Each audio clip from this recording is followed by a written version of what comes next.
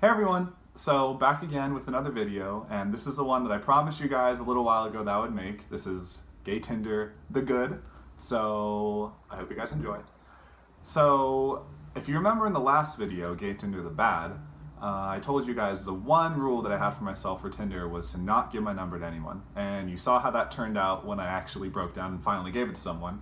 And it wasn't so good, right? Well, I made the mistake one more time, and this one turned out a little better this time. So to talk about that one, I'm actually going to have a special little guest come join us. Hi guys, I'm Mikey, and I'm Anthony's Tinder fella. I tried to leave at the strike of midnight, but he tied me up and locked me in his basement, so here we are, 2 years later. This is true. So, yeah, surprise. So Michael and I met on Tinder, how long ago? It was Memorial Day 2014, so it's coming up on 2 years. Yeah, just next month. Yeah.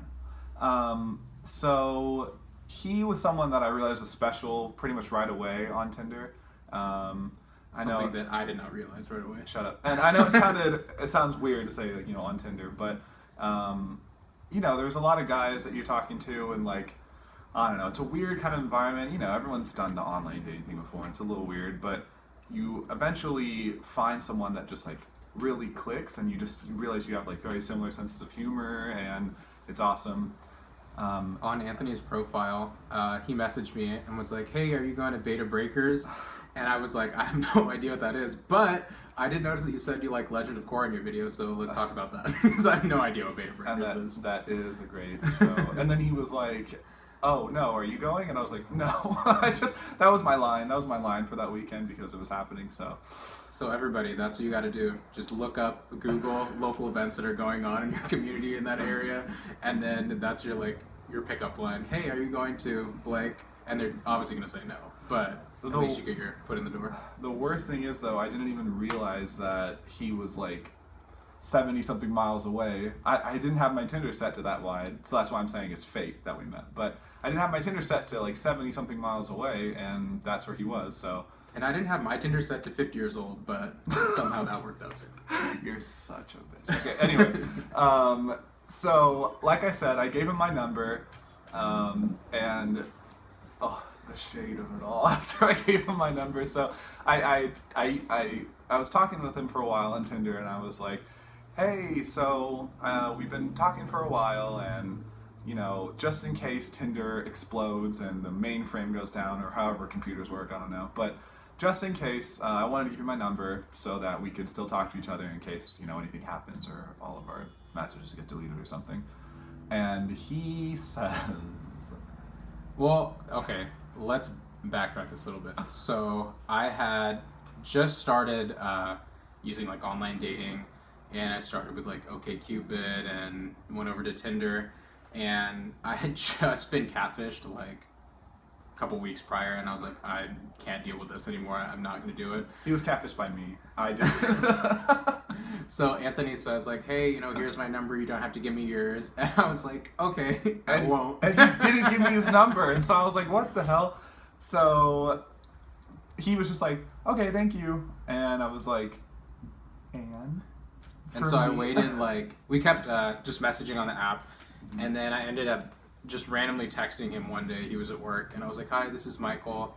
I just wanted to finally give you my number," after I had talked to him a little bit. Realized he wasn't a creep. Okay.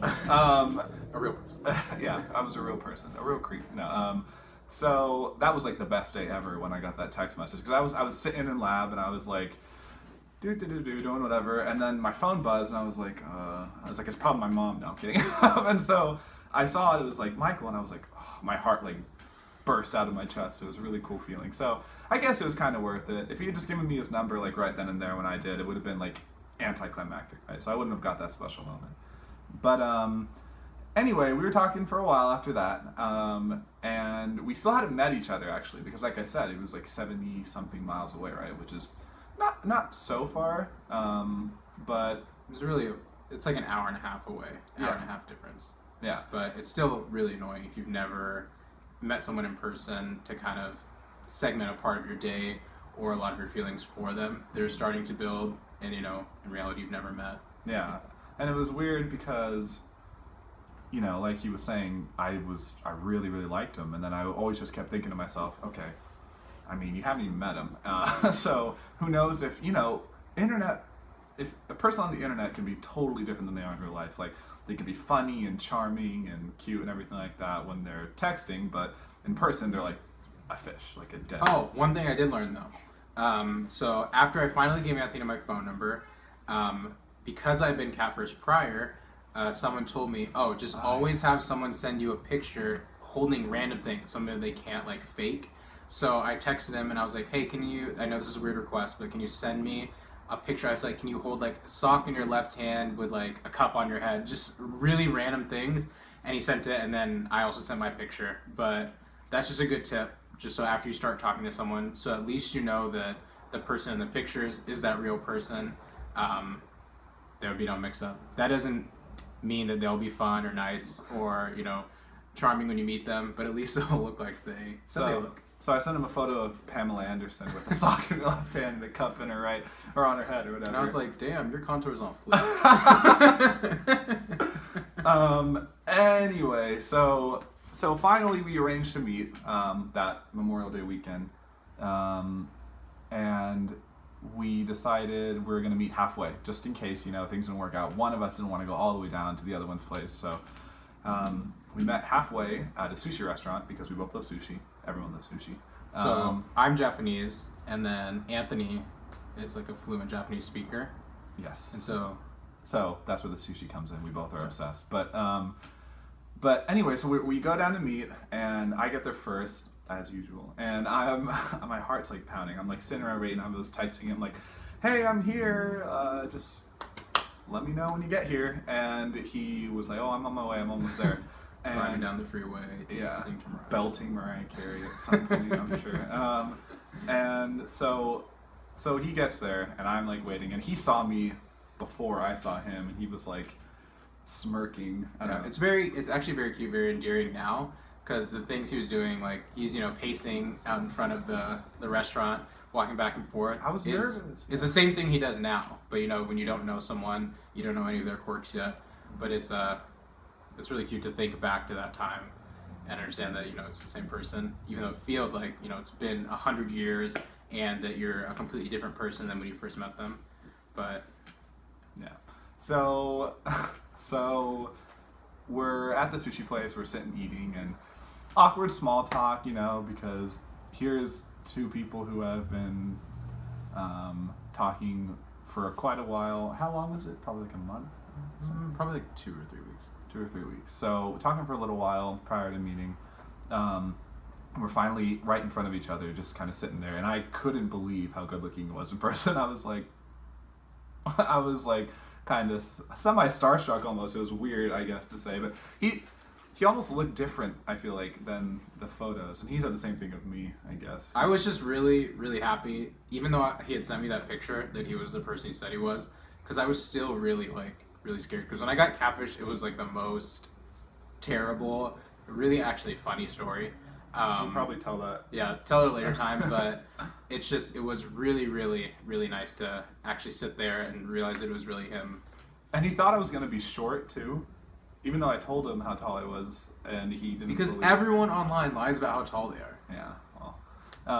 But anyway, so we're sitting there and talking, and I accidentally bumped his leg with my knee, and it was a total accident, I swear. And I was like, oh, I'm sorry, and I moved back a little bit, and he was like, no, it's okay, and then moved his leg to touch mine, and I was like, oh, slut. No, I'm kidding.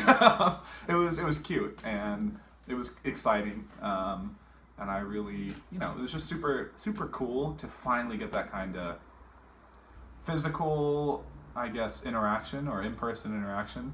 So after that, we were like, okay, so we had decided prior that if we liked each other and that we kind of meshed, then we would, go do something else, hang out a little bit more, extend the date beyond just a quick lunch, right? Since we drove down each 45 minutes, right? So afterward, we kind of were walking awkwardly, and I was like, so, do you have any other plans today? And he was like, I was like, yeah, I'm really busy. I gotta go. Shut up.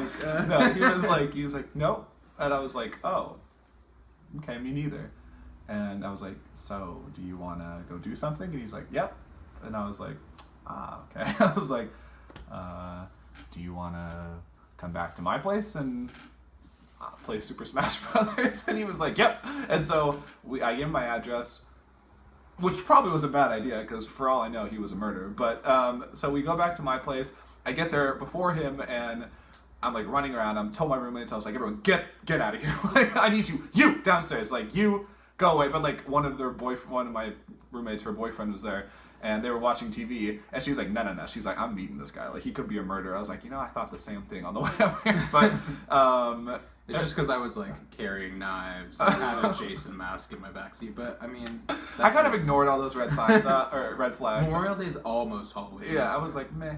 And so I'm getting everything ready, like trying to pick up my room a little bit, and then he rings the doorbell, and I go to the door. I'm like, hey. I'm like in a maid outfit. No, I'm kidding. I was like, hey, Michael, come on in. And then my roommate's sitting there. She's like, hi, I'm Kim. And like she like grills him pretty much and makes him sit down and watch TV with her and her boyfriend and me. Was it Portlandia? Portlandia. And I'd never seen a show before, and it was so awkward because they're all like lounging on the couch.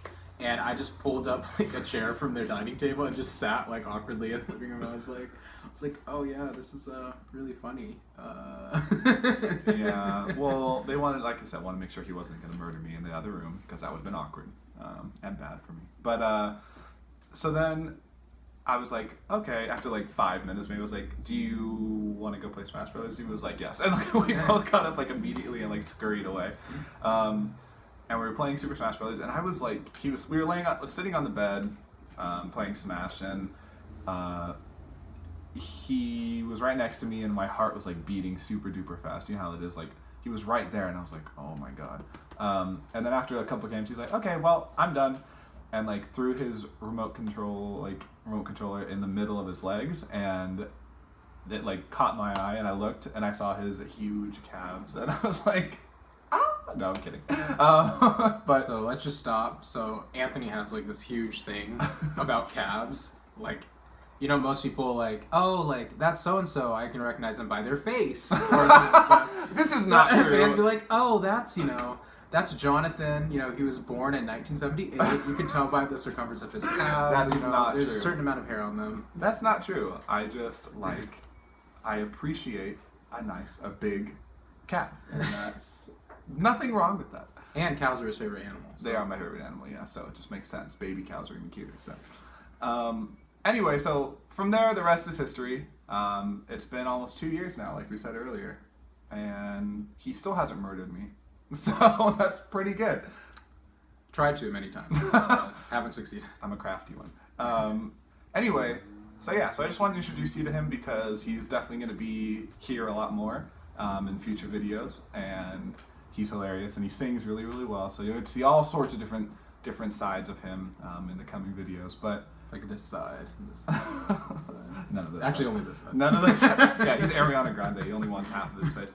No. All right.